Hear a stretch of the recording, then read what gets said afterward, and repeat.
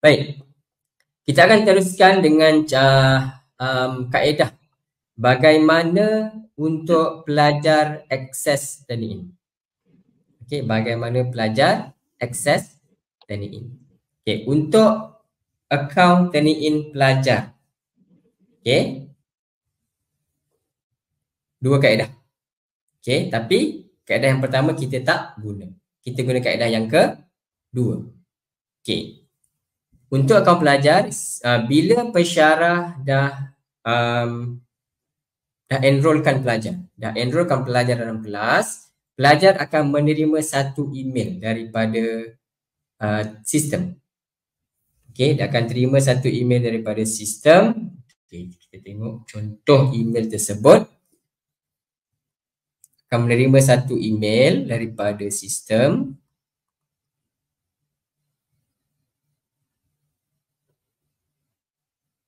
Okey, ini adalah contoh email lah. Jadi bila pensyarah dia dah enrolkan pelajar, pelajar akan terima email, welcome email daripada turn-in. Okey, contoh, hi Mazlan, you have been enrolled in the class, nama kelas, okey, dan nama pensyarah lah, siapa pensyarah yang enrolkan pelajar. Okey, kemudian dekat butang ni dia akan ada dua. Okey, sama ada login now ataupun setup. Kalau login now ni bermaksud pelajar tu dah ada akaun turn-in. Okay, email pelajar tu dah didaftarkan, dah associated, okay, dengan akaun turn-in. Okay, tapi kalau ada setup, just click, so dia akan follow step yang pertama tadilah. Kat sini kan, dia ada step pertama untuk kita set up account, follow je step yang pertama tu. Kalau setup, kalau login now, okay, untuk login now button perlu pergi kepada turn-in lah, account turn-in. Laman web turn-in, okay, www.turnin.com, kemudian klik login button. Okay, sama juga login, masukkan email, masukkan password. Kalau dia pun tak tahu dia dah ada account, okay, dia tak tahu password, boleh reset dulu. Okay, boleh reset dulu. Okay, reset password, set password baru, kemudian boleh login macam biasa untuk pelajar lah. Okay, dan bila pensyarah dah enrolkan pelajar, okay, ingat lagi kan macam mana cara nak enroll tadi? Okay, klik student tab. Okay, boleh enroll manually one by one ataupun boleh muat naik senarai. Okay, bila dah enroll, okay, pelajar dah dapat email. Untuk pelajar log masuk, klik butang login, masuk email, masuk password. Tak ingat password boleh reset dulu, set password kemudian login. Bila pelajar dah login, okay, ini adalah student homepage. Okay, ini adalah student homepage. Jadi ini cara bagaimana pelajar nak akses. Okay, nak akses. Okay, pensyarah perlu enroll dulu pelajar. Kalau pensyarah tak enroll, pelajar tak boleh akses. Pelajar tak akan dapat email welcome daripada turn-in. Okay, tak kira lah pelajar tu ada account, tak ada account, kena enroll dulu. Okay, kalau tak ada account, first time new user kena set up dulu account untuk kita log masuk. Okay, bila dah log masuk, pelajar akan nampak nama institusi. Okay, Institut Pendidikan Guru Malaysia. Akan nampak kelas ID, kelas name, instructor name, nama pensyarah. Okay, dan pelajar akan nampak status kelas aktif. Okay, dan juga tempoh master kelas. Okay, kelas bermula, tarikh mula dan tarikh tamat kelas. Okay, student tu sendiri pun boleh drop sendiri kelas kalau dia nak drop lah. Okay. Okay, ini cara macam mana pelajar akses. Okay, nanti saya akan tunjukkan macam mana cara untuk pelajar hantar tugasan. Okay. Setakat ni ada soalan tak daripada pelajar, Doktor, untuk akses? Okay, untuk akaun pelajar pun perlu menggunakan email rasmi IPG lah. Okay, email rasmi IPGM ataupun email D5. Okay, tak boleh guna email peribadi. Tak boleh guna Google, tak boleh guna Yahoo. Okay, kena guna email rasmi.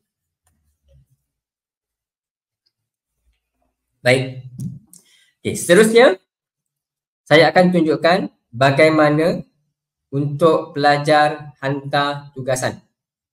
Bila pelajar dah log masuk, okay, pensyarah dah enroll, pelajar dah log masuk, dah tetapkan account, log masuk, dah nampak semua nama institusi, nama kelas. Kalau ada lebih daripada satu kelas akan nampak senarai lah.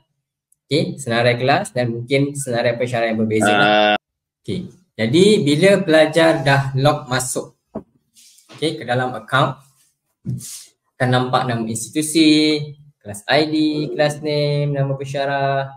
Okey, pelajar perlu masuk ke dalam kelas tersebut dengan cara klik pada kelas name. Kemudian pelajar akan nampak lah. Okey, dalam kelas homepage pelajar akan nampak untuk kelas pengurusan pemasaran, tajuk tugasan, assignment type paper dan nampak start date, due date. Okey, pelajar perlu klik pada butang open. Okey, bila klik pada butang open, klik pada assignment 1 untuk tengok sekiranya ada apa-apa instruction daripada pensyarah. Okey, boleh tengok start date bila, due date bila ataupun tetapan tambahan daripada pensyarah. Okey, dekat sini kita boleh nampak bila pelajar submit, pelajar boleh tengok report.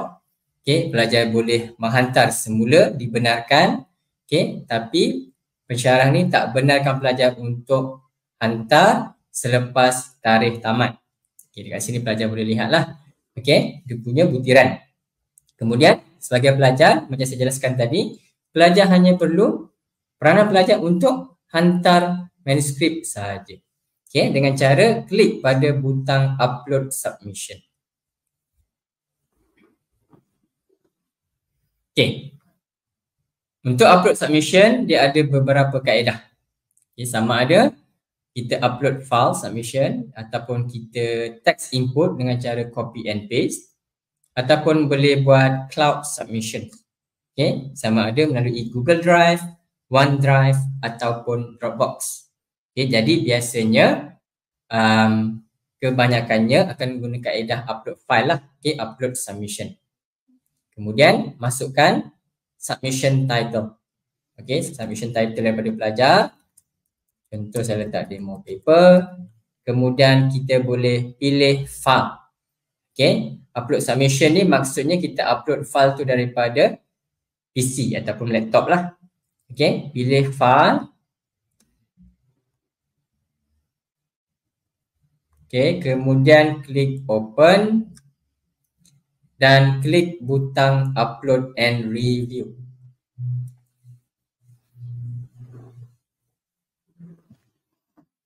Okay, jadi apabila manuskrip tersebut telah dimuat naik, pelajar boleh review. Okay, sebelum kita nak hantar, pelajar boleh review. Okay, dekat sini. Okay, boleh review setiap muka surat. Okay, daripada manuskrip pelajar. Okay, ataupun boleh klik preview submission kat sini.